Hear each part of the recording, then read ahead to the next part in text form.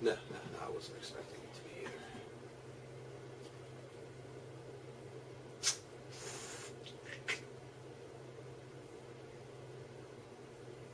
Shall we begin? I guess.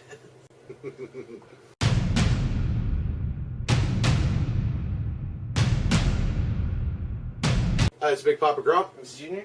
And we are doing our board challenge for the SmackDown Live exclusive pay-per-view Money in the Bank. Alright, we're going to start off with the match on the pre-show that was just announced today. It's the Hype Bros with the returning Zack Ryder versus the Colognes.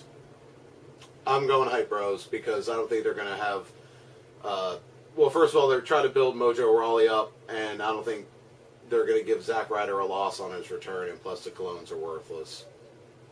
I'm going to go with Hype Bros too, because everyone pretty much suck. That brings us to the Women's Championship match between Naomi and Lana. I guess I'll go with Naomi just because I don't know what else to do, honestly. Yeah, I don't think they're putting the belt on Lana yet, although if there's going to be a swerve, it's going to be there.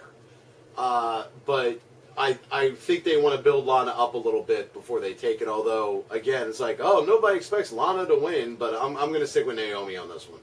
Next up is the SmackDown Live Tag Team Championship match between the Day One is H Usos and the New Day.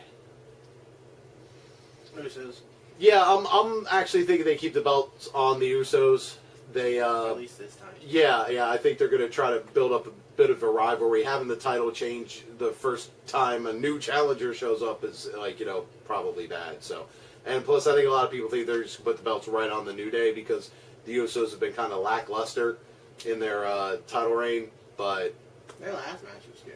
Yeah, no, they always put on good matches. They're just, it's fun too. Yeah, they just haven't been, sterling champs. Most of the attention has been to the undercard of, team. Well, not so much the undercard, but the teams below them chasing them have been getting all the attention. So, but I think the belts stay on the Usos. That brings us to the WWE World Heavyweight Championship match between Jinder Mahal and Randy Orton, and if Randy wins, I ride it, so I'm going with Jinder because... Yeah, there's two things working against Randy. One, he's in his hometown. Two, it doesn't make sense story-wise. No, not at all. You're not going to put the belt right on Jinder and then build him up as, the modern-day Maharaja and all that stuff, and then just take the belt right off him. And plus, nobody wants to see the belt on Randy again. So, yeah, so I'm going with Jinder to retain. I'm sure there's going to be shenanigans involved, but I'm going with Jinder to retain. I would like to see Jinder actually win clean, and not have to have the Colognes come out or whatever. Maybe do something cheeky with the tights or something. I don't know.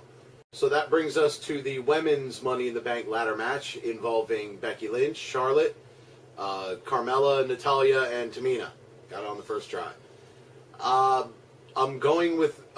favorite in this one's Becky Lynch, so I'm going first and foremost with Becky Lynch, and I think she cashes in, not the same night necessarily, because we don't know the order of the matches, but I think she cashes in and turns heel.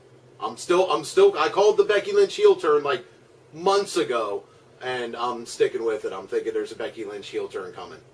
Otherwise, I think it would be Carmella, just because having a heel win chasing, I know the Money in the Bank match, like cash-in is not always on who's current champion, but I think a heel having it chasing the face champion is, especially on a cash-in, is usually pretty exciting too. So yeah, I'm going with Carmella and Becky as well, but I switched my favorite being Carmella only due to the fact that Ellsworth.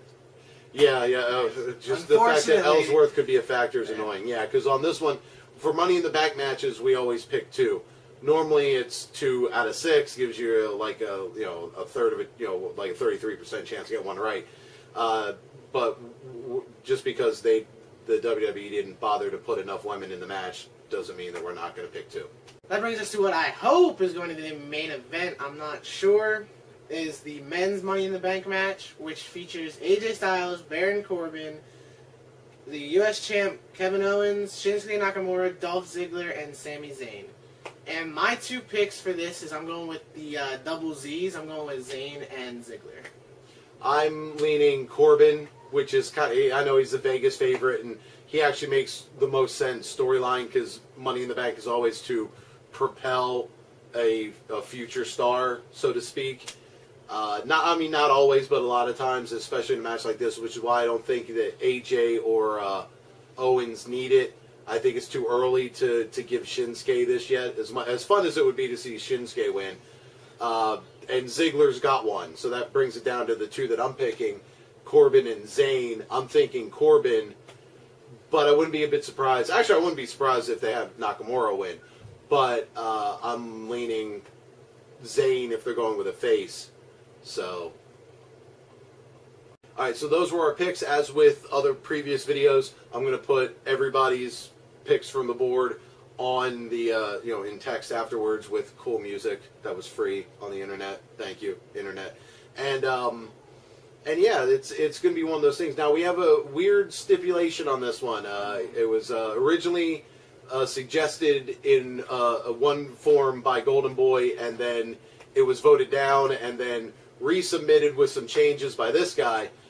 Basically what it comes down to is whoever wins Money in the Bank on the board challenge gets to subtract 2 points from the leader in the standings at any point between now and WrestleMania.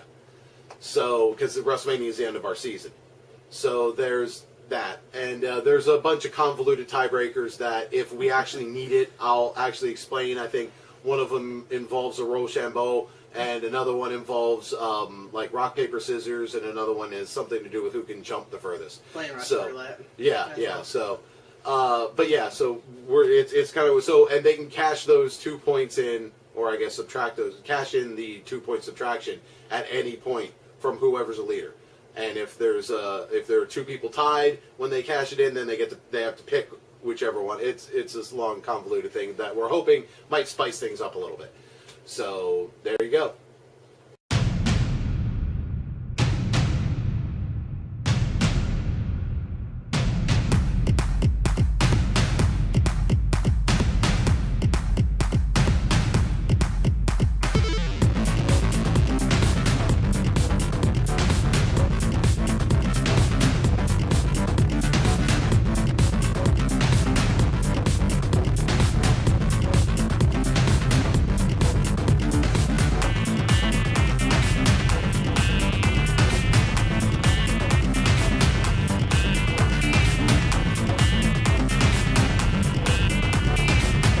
I've been Big Papa Grump. And I've been Junior. And we'll catch you later. I'll present it.